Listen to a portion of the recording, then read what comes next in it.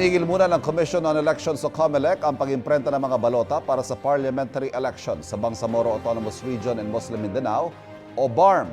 Kasunod po yan ang desisyon ng Bicameral Conference Committee na iurong ang petsa nito sa October 13, 2025 para masigurong malinis at payapang pagsasagawa ng eleksyon.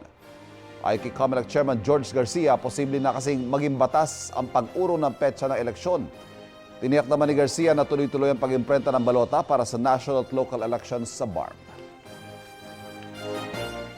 Hindi po natin pinatuloy ang pag-iimprenta ng Bangsamoro Parliamentary Election Ballot sapagkat napakataas yung posibilidad dahil may enrolled bill na na ito'y maging panukalang maging batas na. Ang tanong po dyan, kakailanganin ba namin mag-open muli ng filing ng candidacies o ang mangyayari kung sino na yung nakapag-file ng candidacy ay sila na lamang ang kandidato at dapat na-imprenta ang pangalan sa mga balota. Kapuso, huwag magpapahuli sa latest news and updates. Mag-iuna ka sa balita at mag-subscribe sa YouTube channel ng GMA Integrated News.